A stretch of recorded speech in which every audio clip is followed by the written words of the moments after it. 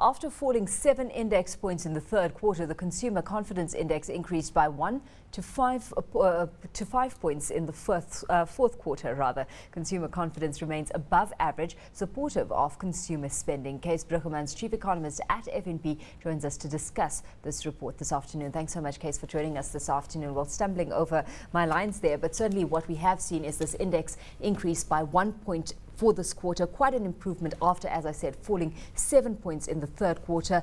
An outcome overall that you were anticipating, where things have stood this time round pretty much unchanged?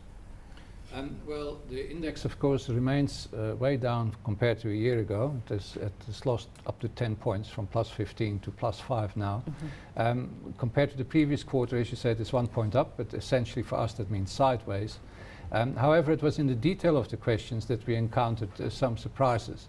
The consumer continued to downrate the prospects of the economy.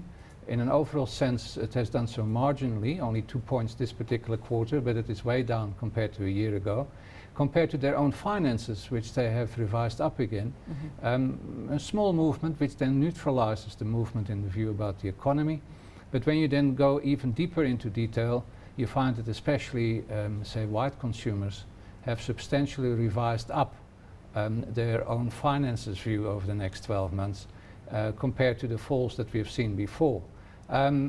Did we expect this? Well, it seems to suggest that there were consumers who had overreacted in the second and third quarters of this year to the, I think, very bad news flow that we had at the time.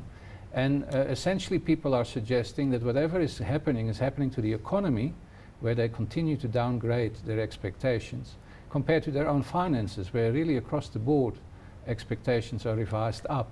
And some consumers, whites especially, have done it substantially. Cees, does that surprise you? Because you would expect ordinarily to see some correlation between a view on the overall economy and your personal finances. Yes, and what therefore comes into focus is the impressive quality of the news flow, which is rather alarmistic, has been for many months, and is actually succeeding, I think, in convincing people that whatever is coming at us is going to affect the economy and slow it down. But lots of people then also assume that given what they're experiencing is not going to affect them. So whatever is going to happen to the neighbors. They are not affected.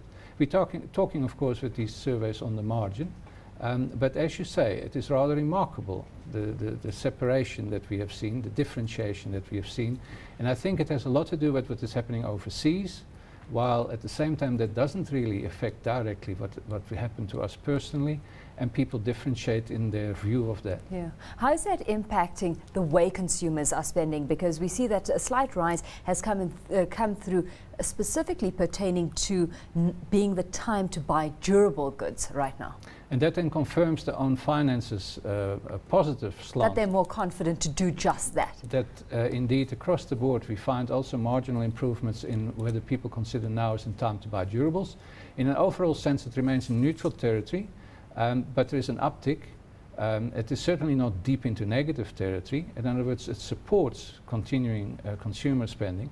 And for example, black consumers have rather substantially improved their time to buy, from a +5 to a +10. So there is a far larger majority of black consumers now saying it's a good time to buy. Indicative then that together with their own finances, lots of consumers in this country continue to say that for them the next 12 months are not all that bad. Absolutely. Where you've made that distinction, or the report highlights the kind of distinction that needs to be made between your racial groupings in South Africa. What about on an earnings scale, a high, low and middle income earnings? Although there are differences in levels, because obviously people with an income over 10,000 rand are in a more comfortable position with people earning less than 2,000 a month. But the patterns that we have discussed in general terms show themselves in nearly every income category as well. In other words, downgrading nearly all, although not everybody, but nearly all, their view of the economy or economic prospects. But when it came to own finances, revising up those expectations, and in certain instances then neutral to positive on now being a good time to buy. So the same patterns are coming through. What risk do we face moving forward? Because accelerating inflation is likely to dent real disposable income moving forward, and that is one of the risk factors that's glaring at this point. Well, I would see two risks. The one is the one that you mentioned. In other words, we would expect the inflation rate still to tick higher, in coming months, and that erodes real disposable income. So that should be a headwind for consumer spending. At the same time, these confidence levels are associated, they're above average still, they're associated with ongoing consumer spending. And given then the detail, we are pretty confident that the consumer remains in a spending mode. The consumer continues to anchor the economy. At the same time, we're very aware of what's happening overseas. So provided that doesn't go fundamentally wrong and the whole world gets engulfed by something, then if that doesn't happen, then we continue to do reasonably well in our consumer sector. We've had the Reserve Bank Governor Joel Marcus yesterday, making quite a few comments about this inflationary scenario moving forward, the growth scenario, the kind of impact Eurozone activities and developments are having on the economy is set to have moving forward. What are you making of the kind of stance the MPC is taking right now with regards to interest rates and direction there? They claim to be very sensitive to the state of the economy, and the state of the economy is not hot. At the same time, they also express, I think, a severe caution regarding overseas events, and everything suggests that they continue to keep their powder dry.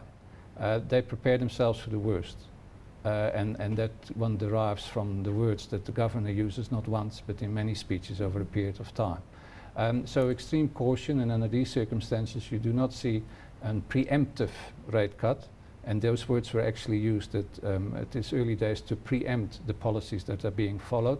The governor is clearly awaiting events overseas to see how we should respond to that policy-wise. Yeah. The currency, of course, remains the shock absorber of last resort and first resort, but the Reserve Bank, I think, is very much focused as to what is happening there and will respond, as they say, appropriately as and when events develop.